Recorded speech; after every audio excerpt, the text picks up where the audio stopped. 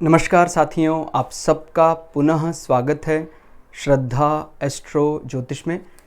तो आज हम लोग डिस्कस करने वाले हैं कुंडली के हाउ, व्हाट, व्हाई, साल्वेशन भाव।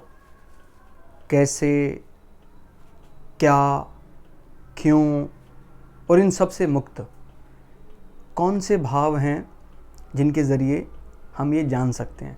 हालांकि हम पहले भी कई बार धर्म, अर्थ, काम, मोक्ष भाव समझ चुके हैं, लेकिन ये क्लास उसी का ही एक कह सकते हैं अगला स्टेप है, अगला कदम बढ़ा रहे हैं उसमें हम, जहाँ हम उस धर्म में भी क्या समझें, धर्म का अर्थ क्या समझें, उसको थोड़ा सा डिटेल में यहाँ समझाने का प्रयास हमने किया है। जो हमारे लक्ष्मी त्रिकोण हैं 3, ये हम धर्म भाव मानते हैं इनको, प्रथम भाव, पंचम भाव और नवम भाव। तो यहाँ धर्म त्रिकोण क्या बताता है, हाउ। कोई जो कार्य प्रणाली को, कोड ऑफ कंडक्ट को बनाने का मेन काम इनको ही सौंपा गया है, धर्म त्रिकोण को। जैसे मैंने पहले भी बताया था, मोक्ष प्राप्त करना है, लेकिन जो उसके नियमावली है वो धर्म में बनेगी। अब इसमें क्या विरोधाभास हो जाता है, क्या बिना नियम बनाए मोक्ष को सीधा प्राप्त कर सकते हैं? नहीं। और अगर मोक्ष के लिए कोई बहुत पिपासु है तो क्या वो खाली धर्म में ही लगा रहेगा तो मोक्ष मिल सकता है? नहीं। तो ये अपने को समझना है, ये एक बैलेंस है, धर्म, अर्थ, काम, मोक्ष। तो धर्म त्रिकोण हाउ की बात करता है, कैसे करना है। इसमें सबसे पहला आता है प्रथम भाव, नियम जो स्वयं बनाए जाते हैं। ठीक हो गया। हाउ यानी हम एक प्रकार से ये जान जाते हैं धर्म त्रिकोण के जरिए कि नियमावली क्या है, कोड ऑफ कंडक्ट क्या है, और इसको हम फर्दर 3 में डिवाइड कर सकते हैं, 1, 5 और 9वें भाव में। पहला भाव, प्रथम भाव, स्वयं के बारे में बात बताता है। ठीक हो गया। ध्यान रखना है, प्रथम भाव धर्म त्रिकोण है और ये हाउ से ही रिलेट करेगा। जब भी आप किसी की कुंडली देख रहे हैं, आपको ये इस प्रकार की कोई चीज समझनी है कि भाई वाई, तो हमें काम त्रिकोण भावों को ज्यादा तवज्जो देनी चाहिए। और अगर हम ये जानना चाहते हैं हाउ, तो हम धर्म त्रिकोण भावों को ज्यादा वेटेज देंगे। और कई दफा हम कुंडली देखते हैं, कोई व्यक्ति चाहता है कि भाई मैं अब इन सब से लिबरेट होना चाहता हूं, मुक्त होना चाहता हूं, तो फिर हम मोक्ष त्रिकोण, साल्वेशन या शांति भाव 4, 8, 12। अब इसमें समझने वाली बात यह है कि कठिन है थोड़ा सा ये चीज समझना कि हम 8 भावों को जो त्रिक भाव में माना जाता है, 12वें भाव को भी हम त्रिक भाव में गिनते हैं, वो हमारे साल्वेशन भाव है, मोक्ष, मुक्ति के भाव है। तो किस प्रकार से उनको रिलेट करना है कुंडली देखते समय। अगर कोई जातक के लग्नेश बली होकर, चंद्रमा बली होकर 4, 8, 12 में संबंध बनाते हैं, तो हम कह सकते हैं उसका मुख्य जो जातक का देखने का नजरिया वो एक प्रकार से मुक्त होना, साल्वेशन। ठीक हो गया। और अगर वो 1, 5, 9 से संबंध ज्यादा बनाता है तो वो कोड ऑफ कंडक्ट पर ज्यादा विचार करता है, नियम बनाना स्वयं से, ठीक है, अपनी बौद्धिक क्षमता से, क्योंकि 5वां एक प्रकार से हमारी बौद्धिक क्षमता की बात करता है। ये वो क्षमता है जो हम जो कह सकते हैं एक प्रकार से सर्टिफाइड करती है अपने को। 2 अलग अलग चीजें हैं।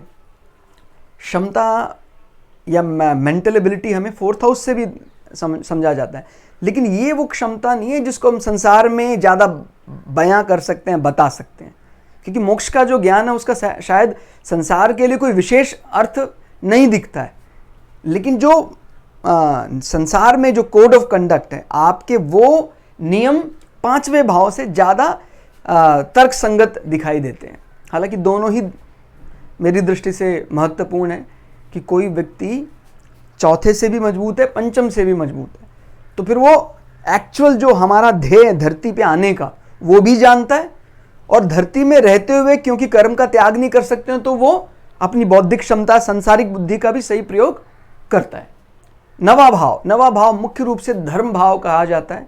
तो जो हमारी कर्तव्य परायणता है, ठीक हो गया, इसको न्याय से बड़ा इसका विशेष इसका संबंध माना जाता है। इस प्रकार के जो पद होते हैं न्यायाधीशों के लिए, वो भी नवम भाव से रिलेट करते हैं। कोई भी जहां भी कर्तव्य की बात आती है, ठीक हो गया, कैसे करना है उसको, तो वो सब हम धर्म त्रिकोण में गिनते हैं। ठीक हो गया। तो अपने को जब भी कुंडली को 4 अलग अलग में डिवाइड करना है, हाउ, वाई, वट, साल्वेशन, तो आपको वो धर्म, अर्थ, काम, मोक्ष, वो उन्हीं भावों से अपने को वो चीजें समझ में आ जाएंगी।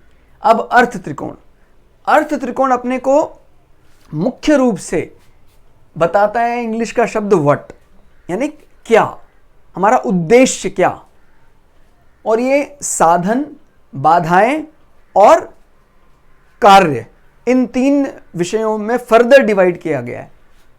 ठीक हो गया। साधन और कंपटीशन ओवरकम करना, हमारे जीवन की बाधाएं जो निकल कर आ रही हैं, और हमारा कार्यस्थल, ये इनको स्टेटस के लिए कह सकते हैं, या हम कह सकते हैं मुझे क्या करना चाहिए, मैं क्या कर रहा हूं, मेरा उद्देश्य, वो 2, 6, 10 भावों से समझ में आ जाता है। अगर 2, 6, 10 भाव बली हैं, इनके अपने ग्रह देखे बढ़िया बैठे हैं, बहुत अच्छी बात समझ में आती है। अगर ग्रहों माने इन ये भाव के जो स्वामी ग्रह हैं वो बहुत बली है, और इनका सर्वष्टक वर्ग भी बहुत अच्छी अवस्था में, तो फिर उसको इसमें समस्या नहीं आएगी। उसके उद्देश्य के लिए कह सकते हैं, उसके कार्यक्षेत्र के लिए उसको समस्या नहीं आएगी। ठीक हो गया। और जैसे मान लीजिए हमने इसको देखा कि भाई ये उसका उद्देश्य बहुत बढ़िया क्लियर हो रहा है, और अगर यही चंद्र कुंडली से एकादश भाव बन जाता है, तो एकादश क्या बनता है, हमारा लाभ, या हमें वाय क्यों करना चाहिए, प्रेरणा हमारी क्या, वो भी अपने को ध्यान रखना है कि चंद्र कुंडली से वो क्या भाव बन रहा है। ठीक हो गया। चंद्र कुंडली से 11वां भाव बन रहा है तो लाभ है। तो सामान्यतः इन दोनों का मिलन लग्न चंद्रमा से अच्छा माना जाता है। भाई जैसे आपने क्या कार्य किया है और आपको कैसी प्राप्ति हुई है, ये 2 का अगर मिलन होता है, ये कह सकते हैं अर्थ और काम त्रिकोण का मिलन होता है चंद्र और हमारे लग्न कुंडली से, या लग्न से देखा हमने काम त्रिकोण बली आ रहा है, चंद्र से देखा अर्थ त्रिकोण बली आ रहा है, तो बहुत बढ़िया माना जाता है सांसारिक दृष्टि से। क्योंकि देखिए हम गलत कह नहीं पा रहे हैं, किसी चार्ट को कहना चाहते हैं तभी भी नहीं कह सकते हैं। क्योंकि भाई अगर मैं आज जीवन में कुछ पार्ट दरिद्रता झेल रहा हूं, कुछ कमियां झेल रहा हूं, दरिद्रता यानी किसी भी प्रकार की कुछ कमी, बिना कमी के सीखा नहीं जा सकता जिंदगी में। एक बालक को अच्छा बनाने के लिए, विद्यार्थी को, एक ब्रह्मचारी को बनाने के लिए उसको जीवन में कुछ पार्ट ये भी रियलाइज कराना चाहिए, या कराया ही जाता है गुरुकुल में, कि भाई ये चीज ना मिलने पर हमारा मन कैसे बर्ताव करेगा। भोजन जब मन में आ रहा है तब करना है, कि भोजन जब भूख लगी है बहुत ज्यादा तब करना है। तो वो बड़ा इंपॉर्टेंट पार्ट है। इसको कई लोग कह देते हैं भाई ये तो दरिद्रता है, कभी नहीं आनी चाहिए, लेकिन ये भावना गलत है। दरिद्रता हमारे जीवन में अगर नहीं आती है कभी भी, तो अपने को पता ही नहीं होता है कि अब क्यों अभी सभी बीमार पड़ रहे हैं, क्योंकि उसको भूख लगती है, वो वेट नहीं करता, तुरंत खाना खा लेता है। अगर वो जठराग्नि बनती, उसको खूब भूख लगती है अच्छे से, उसके बाद वो खाता तो पचता उसको, अभी जरा भूख लगती तुरंत खा लेता है, जरा सा भी वो सहता नहीं है। तो दरिद्रता की इंपॉर्टेंस अगर नहीं होती तो फिर इस प्रकार का नियमावली, टाइम टेबल ही ना बनता। इसलिए वो भी एक प्रकार की दरिद्रता है। खाली वो एक्सट्रीम लेवल पर धन की दरिद्रता होती है, वो ही दरिद्रता, ऐसा नहीं है। ठीक है। इसलिए अपने को ध्यान रखना है कि सांसारिक बाधाएं वो जीवन में कम देखता है, जिसका अर्थ काम त्रिकोण बली है। लेकिन अगेन मोक्ष त्रिकोण और धर्म त्रिकोण, अपने को धर्म त्रिकोण यानी भाई मेरा धर्म त्रिकोण बहुत बली है, हो सकता है मैं स्वयं से इतना अर्थपार्जन ना कर रहा हूं, लेकिन मेरे जीवन की टेक केयर करने के लिए बहुत लोग हैं। मेरे भाई अगर किसी के धर्म त्रिकोण बली हैं तो उसके लिए रहने की व्यवस्था दूसरे कर रहे हैं। अपने को इस प्रकार से कमाने की कोई विशेष वैसे आवश्यकता नहीं है, जैसे मैं लगा हुआ हूं कि भाई मुझे इतना आना चाहिए, इतना मेरा मंथ का बनना चाहिए, वो वाली भावना जो है वो इनका विषय है। ठीक हो गया। अब इसको हम बुरा नहीं कह सकते कि भाई अर्थ त्रिकोण बली है। मैंने बताया ना, सब अलग अलग महत्व है। कई लोग धर्म त्रिकोण से बहुत बढ़िया जीवन जी रहे हैं, और कई लोग मुक्त होकर भी उनको किसी चीज की कमी नहीं है, वो एकदम फक्कड़ है। तो महत्व को थोड़ा थोड़ा समझना है। इनके कॉम्बिनेशन भाई, जैसे मोक्ष त्रिकोण आपके बहुत बली हैं, साथ में आपका अर्थ त्रिकोण भी बहुत बली हो गया, तो आप तो एकदम क्या मतलब राजा जनक बन गए आप। ठीक हो गया। अर्थ की कोई आपका वट एकदम क्लियर है, और साथ में आपको साल्वेशन, आपको मुक्त होने के लिए भी चुना गया है। ठीक है। तो उद्देश्य, ठीक है, इसमें अगर तीन फर्दर कैटेगरी बांटते हैं तो दो, हम क्या साधन, इसको हम बोल देते हैं रिसोर्सेज जीवन में जो आते हैं ज़्यादा से ज़्यादा, वो दूसरे भाव से देखे जाते हैं। हम उसको कुटुंब बोल देते हैं। वैसे हमारे जीवन भर का जो हमने कमाया है उसका एक्युमुलेशन वो दूसरे भाव से देखा जाता है। और मेरा अपना वन ऑफ द फेवरेट भाव मैंने दूसरे भाव को पाया है, जिसका दूसरा भाव बली है। लगभग उसके जीवन में सब चीज बली हो जाता है। इसको अगर हम दूसरे शब्दों में कहें, ये किसी जातक का वित्त मंत्रालय है। अब कोई कह रहा होगा कि सर वित्त से क्या होता है। ठीक है, हम वित्त से सब कुछ नहीं कर सकते हैं, लेकिन एक बहुत बड़ा जीवन में एक जो रिक्तता है, एक खालीपन है, उसको वित्त मंत्रालय भर सकता है। अभी मैं दोबारा बात बता रहा हूं, हमने कितना टैक्स कलेक्ट किया उसकी बात नहीं कर रहा हूं, वो वित्त मंत्रालय के पास उतना पैसा है कि नहीं है। अब पॉलिसी बनाने के लिए बहुत बढ़िया बढ़िया पॉलिसी बना दी हमने, लेकिन हमारे पास पैसा ही नहीं है, तो वो अप्लाई हो सकता है कि नहीं। तो ध्यान रखना है, 11वां भाव से भी एक कदम आगे निकल जाता है हमारा दूसरा भाव, साधन। साधन के बिना कैसे कोई साधना करेगा।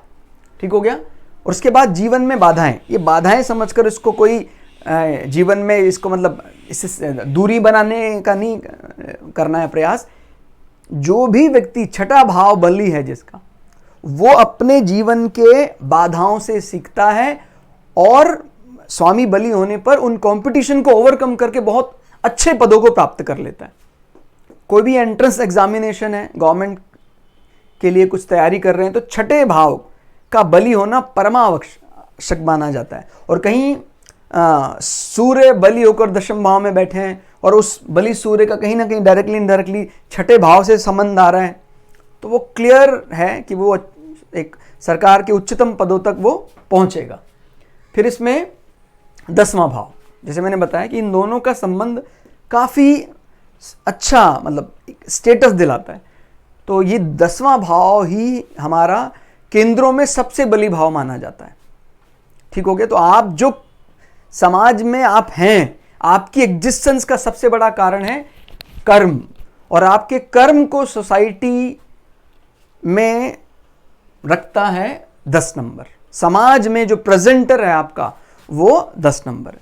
अगर ये बली भाव है, इसका स्वामी बली है, इसका सर्वष्टक वर्ग बली है, तो आपका जो स्टेटस कह लीजिए, सामाजिक प्रतिष्ठा कह लीजिए, वो बहुत अच्छी होगी।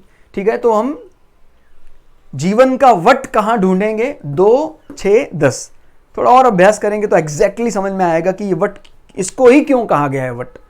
उसके बाद आता है काम त्रिकोण, कामनाओं की पूर्ति। ये अलग चीज है। मैंने जीवन में कार्य किया है, लेकिन क्या मैंने उस कार्य से अर्जन, उसका जो क्या बोलते हैं 10 और 11 में अंतर समझिए, तो ये दोनों में समझ में अंतर आएगा। ये अर्थ त्रिकोण मान रहा है, ठीक हो गया, कार्य कर रहा है, लेकिन उसका जो उस अर्थ त्रिकोण से होने वाली आय आपको है, वो कहीं ना कहीं कामनाओं की पूर्ति से देखा जाता है। और ये वाय तय करता है जीवन का। वाय यानी क्यों, वाय। और इसको हम प्रेरणा के लिए भी देखते हैं। ठीक हो गया। जब भी आपने चार्ट देखा, कोई ऐसा प्रश्न उठता है, इसके लिए प्रेरणा कहां से बनती है? तीसरा भाव, 7वां भाव, 11वां भाव। ये तो आपको पता है। जीवन की सबसे पहली जो प्रेरणा कह लीजिए, इनिशिएटिव कह लीजिए, वो तीसरे भाव से शुरू होती है। तीसरा भाव बल है तो हमारे इनिशिएटिव बहुत अच्छे होते हैं। ये कोई छोटी बात नहीं है कि आपके लिए गए फैसले सब उसकी रिस्पेक्ट करते हैं। आप जब खड़े होते हैं, आप जब बोलते हैं, आपका फॉर्मल कम्युनिकेशन किसी को हिलने नहीं देता है। ये तीसरे भाव का बल है। फिर सातवें भाव का बल आपको एक अच्छा पार्टनर बनाता है। देखिए, पार्टनरशिप किसको अच्छा माना जाए? सामने वाला तो कभी एग्री होगा, कभी डिसएग्री होगा, लेकिन आपके अंदर अगर इन भावों का बल है, स्पेशली सातवें भाव का, तो डिसएग्री होने के बाद भी आप उसको अपने पाले में ही रखेंगे। कितनी विचित्र बात है भाई। कोई मेरे किसी एक पर्टिकुलर बातचीत में अगर हम उसको डिसएग्री हो सकता है वो, लेकिन वो उस डिसएग्रीमेंट के कारण वो हमसे अलग हो जाए, इसका मतलब हमें उसको मनाना नहीं आया, उसको हम कन्विंस नहीं कर पाए। ये सातवें भाव की कमजोरी है। ठीक हो गया? तो विरोधाभास भाई, जीवन में हम एक दूसरे की कॉपी नहीं हो सकते हैं। जीवन में इतने अलग अलग जातक है, किसी का भी जीवन एग्जैक्ट सेम नहीं हो रहा है, लेकिन हम उस सामने वाले जातक के साथ थोड़े कुछ विरोध भी होते हैं, उसके बाद भी हम अपने काम को बड़े अच्छे ढंग से करवा लेते हैं। ये ही हमारे सातवें भाव का बल है। कहता जी सर वो उसके अंदर दोष है, मैं उसके साथ एग्रीमेंट नहीं कर सकता। संसार में कौन ऐसा है? स्वयं आप हैं निर्दोष। आप माने मैं, क्या मैं निर्दोष हूं? मैं निर्दोष नहीं हूं, तो मैं कैसे दूसरे से कामना कर सकता हूं? निर्दोष परब्रह्म परमात्मा, और वो भी वो रूप जो संसार में नहीं आ रहा है। समझना है इस बात को। परब्रह्म परमात्मा सदोष होकर ही हमें विजिबल हो सकता है। वो बात समझनी है। कहता भाई वो तेरी तो आंख मुझे देख ही नहीं सकती है। मतलब वो कितनी, मतलब इनकी क्या कैटेगरी होगी। हम समझते हैं हम संसार में सब देख सकते हैं, ईश्वर को अगर आ जाए सामने तभी भी नहीं देख सकते। उसका भगवत गीता में साफ साफ लिखा है कि मैं अपना रूप दिखाऊंगा, आप नहीं देख सकते हो इन आंखों से। सुपर आइज की जरूरत है, सारे स्पेक्ट्रम देखने पड़ेंगे तब वो दिखाई देगा। अभी वो कितना वायरलेस सिग्नल चल रहा है, आपको कुछ दिखाई नहीं देता, और हमें लगता है हमको सब दिखाई देता है। तो ये ध्यान रखना है कि वो जीवन में परमात्मा ही निर्दोष है, इसलिए सामने वाले के निर्दोष होने का 100% ऐसा कामना नहीं करनी है। थोड़ा दोष उसके अंदर है, और उसको अगर आप कन्विंस कर पाते हैं, अपने पाले में रख पाते हैं, तो ये सातवें भाव का बल है। ठीक हो गया?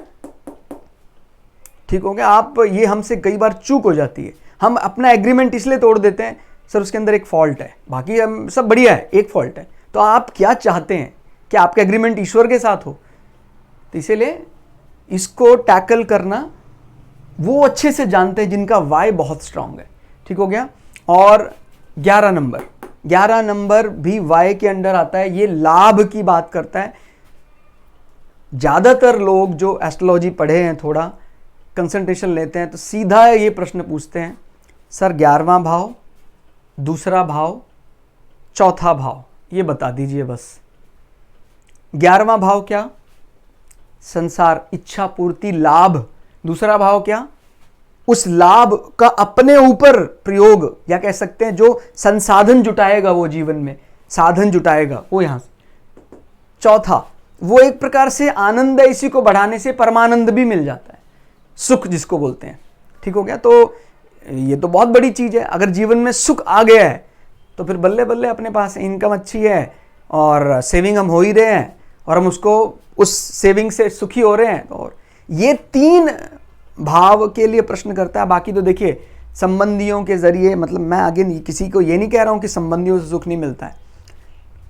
वो बहुत उच्च लेवल पर जाने के बाद इंसान को फिर वो सबसे, वो एक प्रकार से, क्योंकि सब में पर ब्रह्म परमात्मा देखता है, तो क्या संबंधी, क्या उसके दूसरे व्यक्ति, और क्या अकेला, वो सब में वही देखता है।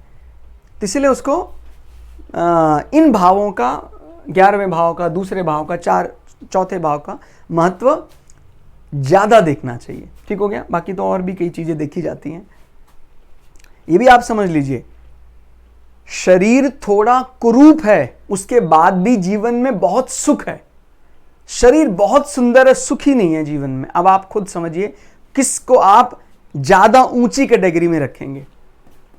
शरीर बहुत सुंदर है, हष्ट पुष्ट है, कोई ऐसा मतलब कोई ऐसा कट नहीं दिखता है क्या, चौथा भाव करप्ट है, दूसरा भाव खराब, 11वां भाव खराब, तो आप शायद उस चार्ट को अच्छा नहीं माने। प्रथम भाव थोड़ा कमजोर है, शत्रु बैठे हुए आपस में, कहीं चोट भी लगी चेहरे पर, थोड़ा सा सांवला भी है, और क्या वैसे भी मतलब कुछ कह सकते हैं ब्लड क्वालिटी भी कमजोर है, हीमोग्लोबिन कमजोर है उसका, उसके बावजूद भी 2, 4, 11 आनंद है उसका। ठीक हो गया। तो हीमोग्लोबिन किसी के जीवन का सुख छीन ले, वो उसके बस की बात नहीं है। ठीक हो गया ना। फिर अगेन मैं बता रहा हूं, जो मेडिकल के जानकार हैं उनसे मैं क्षमा प्रार्थी हूं। मैं हीमोग्लोबिन की कमी को बढ़ावा नहीं दे रहा हूं, मैं ये बोल रहा हूं कि जीवन में कई ऐसे चार्ट हमने देखे हैं जहां शुगर की बीमारी है, उसके बाद भी वो निश्चिंत रहता है, और को थोड़ा सा शुगर है एकदम उसको सारा सुख छिन चुका है उसका, क्योंकि चौथा भाव खराब है, दूसरा भाव खराब है, 11वां भाव खराब है। ठीक हो गया। तो अपने को यह अंतर जानना है कि कौन ऐसा है जो शरीर कुरूप है फिर भी परमानंद में है, और कौन ऐसा है शरीर एकदम कोई दोष, कोई एक ऐसा जरा कट निशान नहीं है फिर भी उसको कोई सुख नहीं है। ठीक हो गया। फिर आता है हमारा मोक्ष त्रिकोण।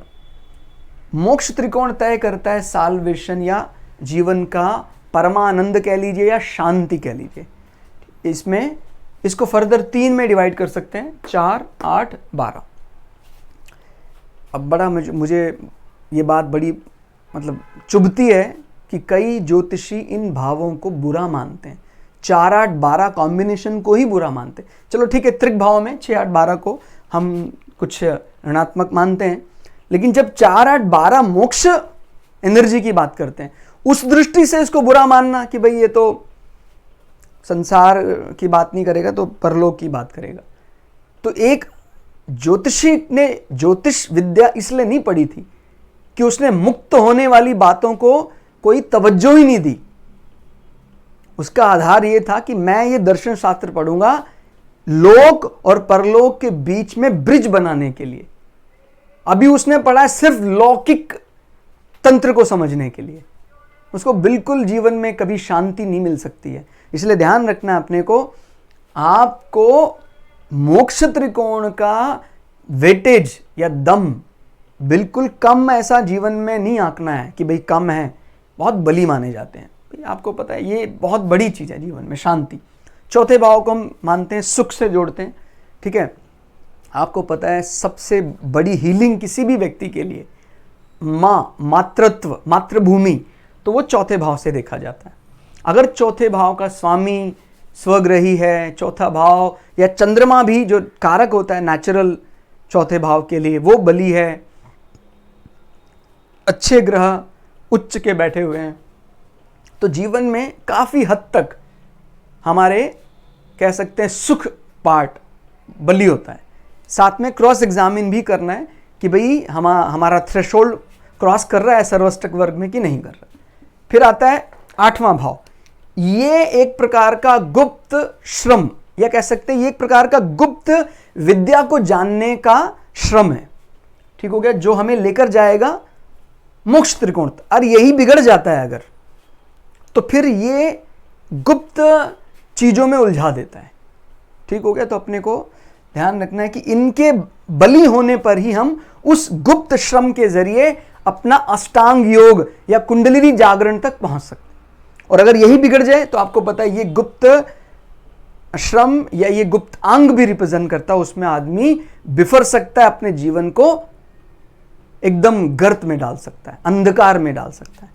ठीक हो गया। तो ये हमसे ज्यादा कौन जानता है भाई। हम इतने लंबे समय से चैनल में, आप लोग हमारे साथ देख रहे हैं वीडियो, पुराने वीडियो देखे होंगे आपने, कि अष्टम भाव वो दे सकता है जो किसी के बस का नहीं है, वो हमारा कुंडलिनी जागरण है। लेकिन अष्टम भाव अगर जरा भी कंट्रोल के बाहर होता है, उसके स्वामी बिगड़ते हैं, तो जीवन, पूरे जीवन को त्राहिमाम त्राहिमाम हो जाएगा।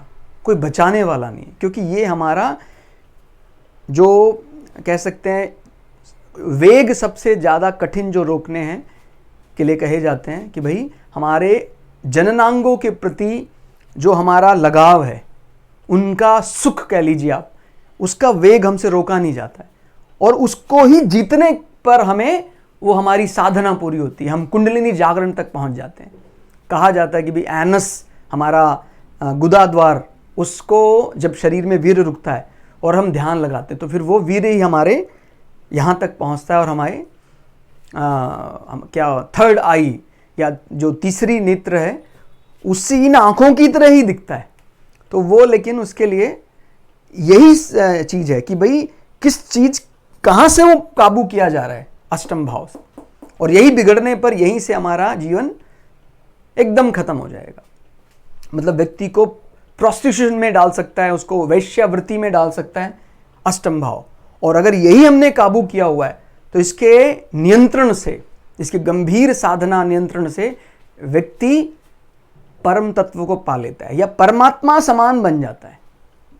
देख रहे हैं आप कितना करीबी मामला हो सकता है। तो इसलिए इसको बहुत ध्यान से 8वें भाव की साधना करनी चाहिए, और कुछ साधने का नहीं है, और कुछ हम नहीं समझ सकते हैं किस ग्रंथ को पढ़ा जाए। हमने कितने बार बोला ये पढ़ लीजिए, आप वो नहीं पढ़ सकते हैं आप, कोई बात नहीं, कुछ भी नहीं पढ़ सकते आप मत पढ़िए। किसकी साधना में बैठने से आपको निश्चित रूप से मिलेगा ही मिलेगा 8वां भाव। अगर हम इसको नियंत्रण कर लेते हैं, आप कोई ग्रंथ नहीं पढ़ते हैं मत पढ़िए। आप कहता जी मेरे से नहीं, भगवत गीता भी नहीं पढ़ी जा सकती, मेरे से रामायण मुझसे नहीं पढ़ी जाएगी, कुछ नहीं, कोई बात नहीं। आप डेली आधा घंटा 1 घंटा इसकी साधना में बैठिए आप, ठीक हो गया। आंख बंद करके पहले अपने एनस की तरफ ध्यान लगाएं और उसके बाद उसको ऊपर उठाने का प्रयास कर रहे हैं। अगर ऐसा हो जाता, और वो देखिए वो ऐसा हो मतलब खाली ध्यान का विषय नहीं है, वो हमने शरीर में रज या वीर्य को रखा है तभी ऐसा संभव है, ठीक हो गया। और अगर वो रखा हुआ है, पवित्र रज और पवित्र वीर्य शरीर में है, तो फिर वो हमारा थर्ड आई ओपन करेगा। तो फिर जो होने वाला है उसके बारे में भी हम अवेयर हो जाएंगे, और जो हो चुका है उसका भी भय दूर हो जाएगा, क्योंकि अपने को पता लग जाएगा अरे मैं क्यों उससे भयभीत हूं, आने वाला समय मुझे स्पष्ट दिखाई दे रहा है। तो बहुत बहुत बहुत ज्यादा बल है। तो ये गुप्त श्रम सबको करना चाहिए, ठीक हो गया, धनात्मक दिशा में, पॉजिटिव साइड। 12 ओवरऑल जीवन लिबरेशन, या क्या बोलते हैं, सही मायने में चार्ट का निष्कर्ष निकलता है।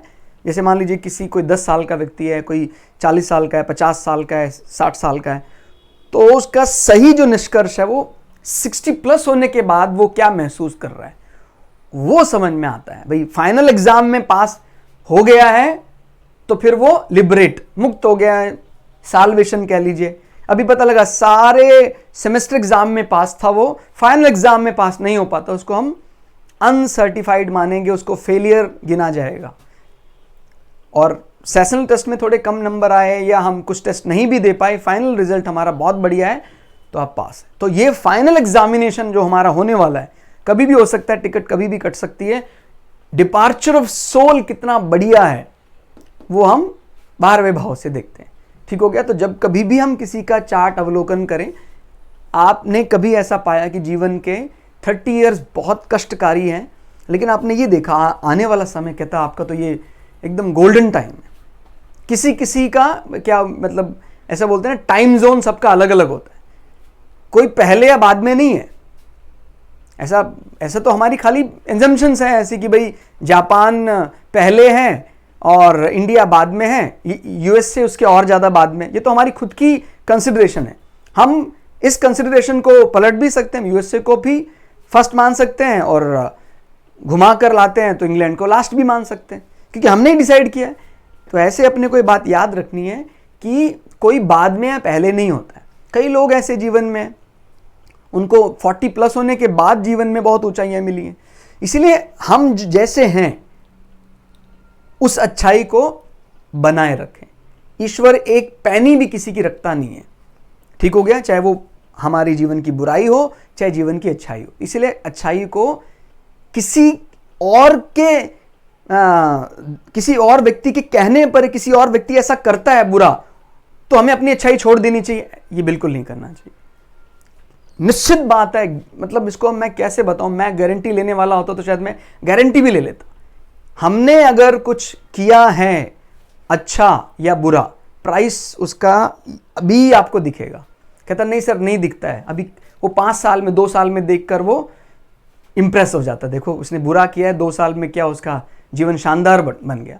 अभी आप वेट एंड वॉच, थोड़े दिन रुके फिर देखिए क्या होगा उसका। कभी भी डिपार्चर ऑफ सोल अच्छा नहीं हो सकता।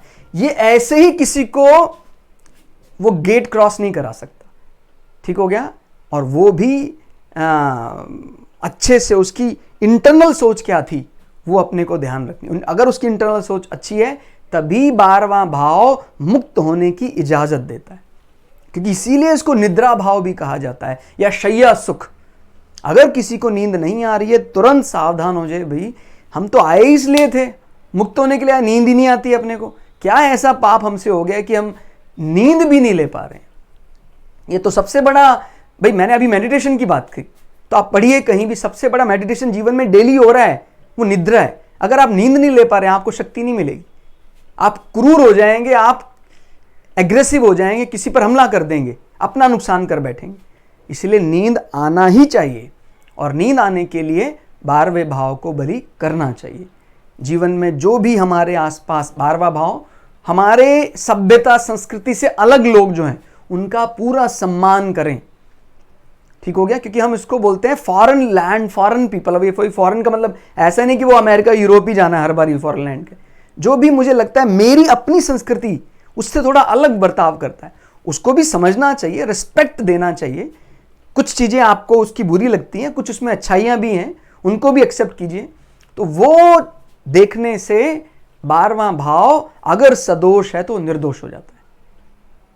ठीक, जितने भी हमारे आसपास वर्कर्स हैं उनको ईश्वर तत्व मान के देखिए।